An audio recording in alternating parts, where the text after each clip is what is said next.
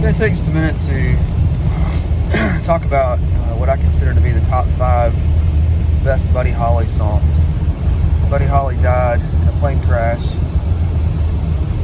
67 years ago today. Famous plane crash that took his life as well as the life of Ritchie Valens and J.P. the Big Bopper Richardson. This crash was famously referred to as The Day the Music Died by Don McLean, his 1970s song American Pie. Alright, so I'm going to list these songs in alphabetical order and just say a little bit about each song. The first song on the list is Listen to Me. This is a song that's not that well known, unfortunately, because it's a really great song. This is one of the songs where Buddy experimented with overdubbing, which basically means he laid down his vocal track and then he laid down a second vocal track so it could sound like he was harmonizing with himself. If you've seen the Buddy Holly Story, the movie with Gary Busey, you may remember some scenes where they're performing on stage and Buddy's singing and the Crickets are singing backup. But in reality, that's not true. The Crickets were not singers. The Crickets strictly were instrumentalists. So if Buddy wanted to do harmony, he had to harmonize with himself.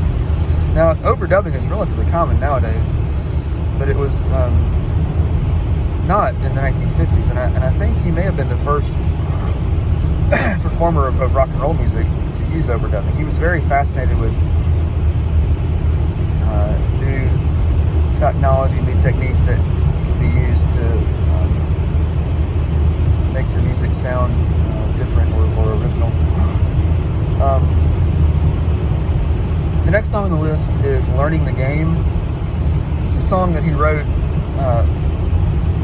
just a few days before he died. He recorded the demo of this song in his apartment in New York. And he told Waylon Jennings, who played bass for him during his final tour, the song wasn't finished, and that's why there's only a few lyrics to the song. After he died, the song was finished in a studio with backup singers and, well, I don't know if they were backup singers, but backup musicians. And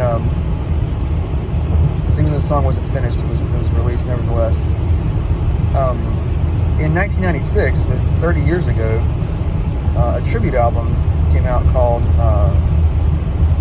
Not Fade Away, and on this album, Waylon Jennings did a cover of Learning the Game. That's just a really, really great song. Next is True Love Ways. True Love Ways is a song that Buddy Holly co-wrote along with his producer Norman Petty. And the song was for his wife, Maria Elena, who he had married in August of 1958. It's a really beautiful song. I think it's hands down the best song Buddy Holly ever recorded. My wife and I had this song played at our wedding during the lighting of the Unity Candle. This is one of the few songs that Buddy recorded with an orchestra, and it has more of an easy listening sound to it, less of a rock and roll sound. The next song on the list is Wishing. This is a song that was originally intended to be recorded by the Everly Brothers, but they passed on the song, and when the Everly Brothers passed on it, Buddy Holly recorded it, and if you listen to it, it does kind of have the feel of an Everly Brothers song. Really good harmony. It's a really good song. And then finally, Words of Love. This was another example of Buddy Holly using overdubbing.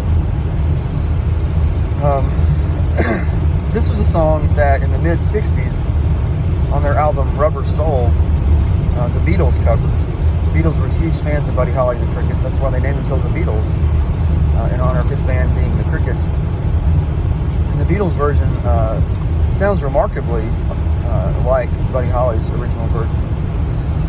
Alright, so that's a quick look at what I would regard as Buddy Holly's best 5 songs.